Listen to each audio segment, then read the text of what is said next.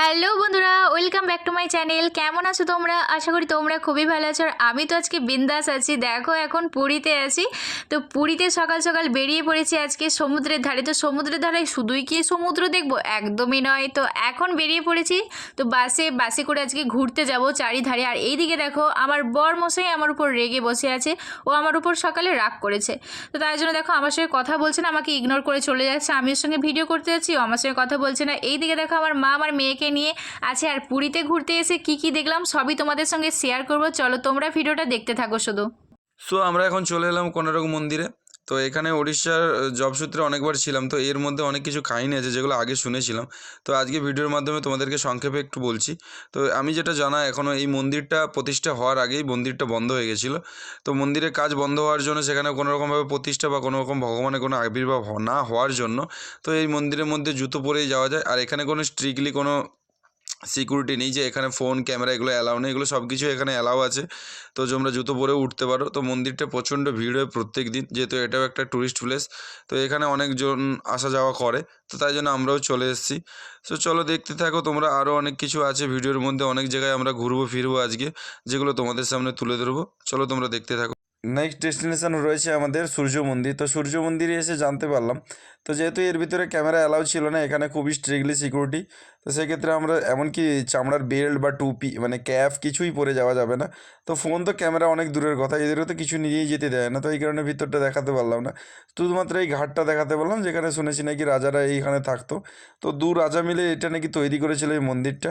So এখন তো সেই রকমভাবে ওনারা কেউ নেই, তো ওনাদের যে স্মৃতি সেগুলো রয়ে গেছে। তো মন্দিরের ভিতরে ঢুকেই দেখলাম যে মনে হয় 33 কোটি দেবতা এখানেই আছে। কারণ এখানে কোনো দেবতা নেই যে এখানে কোনো সেই দেবতা নেই। দেবী দুর্গা থেকে শুরু করে সরস্বতী, কালী, মহাকালী যা আছে, নাগ নাগিনী পঞ্চমী সবাই এখানেই আছে। তো খুব তাড়াতাড়ি ঘোরাফেরার পরে দেখলাম যে পুকুর ঘাটে এসে একটু হাওয়া ফাওয়া খেয়ে আমরা চলে যাচ্ছি আবার নেক্সট ডেস্টিনেশনে। চলো বন্ধুরা, এখন চলে এসেছি উদয়গিরি খণ্ডগিরি। তো এখানে ঘুরতে এসে এমন অবস্থা হয়েছে, আগে পার্কিং ব্যবস্থা কাছাকাছি ছিল, মানে উদয়গিরি খণ্ডগিরির একদম মানে কাছেই ছিল পার্কিং ব্যবস্থা, বড়মশাই বলছিল। কিন্তু এখন দেখো বাস ওই যে ওইখানে করে দিয়েছে, আর এতটা হেঁটে হেঁটে আমাদের আসতে হচ্ছে। আমার মেয়ে লাস্ট পর্যন্ত আর হাঁটতে পারছে না দেখে ও বলছে মামা মামার হাতটা ধরো। তো মেয়ের হাতটা ধরেছে, আর এদিকে বড়মশাইকে বলছে তুমি ক্যামেরাটা ধরো। আমি এত সময় ধরে ক্যামেরা ধরছিলাম, আমার মাকে তো পুরো আমার ছোট বোনের মতন লাগছে। তো আমরা কোনটায় ঢুকবো ফার্স্টে বুঝতে পারছিলাম না, যে প্রথমে উদয়গিরি যাব না খণ্ডগিরি। তারপরে ভাবলাম না, আগে ছোটোটাই যাই, চলো খণ্ডগিরিতে যাই, তারপরে উদয়গিরি যাব। তো তাই জন্য উঠে যাচ্ছিলাম। আর এদিকে না ভীষণ বানর আছে, আর আমার তো যা অবস্থা, আমি এখানে আদামারা হয়ে গেছে, আমার আর উদয়গিরি যাওয়া হবে না।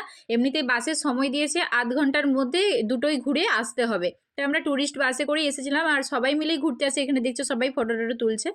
আমার আর যাওয়া হলো না, আমি দূর থেকেই দেখে নিচ্ছি সুন্দর করে, ব্যাস। খণ্ডগিরির ওপরে উঠে আমার যা অবস্থা হয়েছে না, আমি বরবসেকেই ফোন দিয়ে দিয়েছে। আমি বলি তুমি ফোনটা মানে ক্যামেরাটা ধরো, আর আমি আর পারছি না ক্যামেরা ধরতে। তো অনেকটা ওপরে উঠে গেছি। কি সুন্দর দেখো, শুধু পাথর কেটে কেটে যে কত রকম মানে কি সুন্দর করেছে, আমার ভীষণ ভালো লাগছে দেখতে।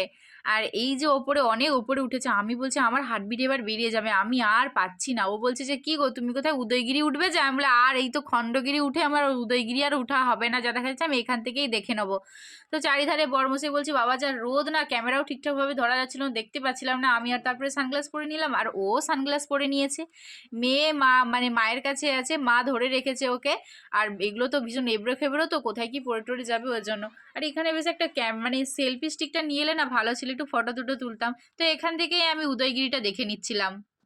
উদয়গিরি খণ্ডগিরি তো ঘোরা হলো, খণ্ডগিরি ঘোরা হয়েছে, বাট উদয়গিরি ঘুরতে পাইনি। বর্মশাইকে বললাম উদয়গিরিটা দেখতে পেলাম না, ও বলছে যে পরে আরেকবার যখন পুরী আসবো তখন উদয়গিরি ঘুরিয়ে নিয়ে যাব। এখন যাচ্ছি নন্দনকানন। আর তোমরা তো দেখেইছো নন্দনকাননের আমরা ভিডিওটা ছেড়েছিলাম অনেক আগে, তো তাই জন্য আর ভিডিওটা করছি না, মানে ওই ভিডিওটা দিচ্ছি না। এখন দেখো বাসে উঠে গেছি, তো মেয়ে ভীষণ মজা করছে, বলছে মা এখন আমি বলছি সোনা চলো বাঘ দেখতে যাবে। তো ওই জন্য ও ভীষণ খুশি হয়ে গেছে। আর আমার বরমশাই তো আবার রেগে গেছে, কিসের জন্য ও যে আমার ওপর একটুতেই খালি রেগে যায়, আমি একটু মানে ওর কথা শুনি না, তাই জন্য ও একটু করে রেগে যায় শুধু। পুরীতে অনেক ঘুরলাম, কালকে রাতে আর ভিডিও করতে পারিনি কারণ কালকে রাতেই ট্রেন ছিল, তাই ট্রেনে উঠে পড়েছি। আজ সকালে নামবো, তো সকালে আরেকটু কাছাকাছি চলে আসছে। বড়মশাই তো সকালে ঘুম থেকে উঠেই মানে ভিডিও করতে লেগে গেছে। আর আমার সত্যি বলতে জগন্নাথ এক্সপ্রেসে উঠেছিলাম ট্রেনে, আর ট্রেনে উঠে আমার যে কি হয়েছিল সেটা আমি তোমাদের সঙ্গে একটু শেয়ার করতে চাই। কিছুদিন আগে যে ট্রেন অ্যাক্সিডেন্ট হয়েছিল সেই সব কথা ভেবেই আমি সারা রাত ঘুমোতে পারিনি, জানো, একটুও ঘুমোতে পারিনি সারা রাত। আমার বড়মশাই দেখো ঘুম থেকে উঠেই সকালবেলা হাই হ্যালো করছে, সবাইকে গুড মর্নিং জানাচ্ছে, আর আমি এদিকে দেখো অবস্থা আমার, মেয়েকে কোলে নিয়ে আমি এখন ঝুঁকাচ্ছে। এত ঘুম পাচ্ছিল, সারা রাত ঘুমোতে পারিনি। আর সেই সকালবেলাতে একটু ঘুম লেগেছে, তা আবার বড়মশাই এসে ক্যামেরা ধরছে। তো তারপরে মেছেদায় নেমেই গেছি। এবার মেছেদা থেকে বাড়ি চলে যাব।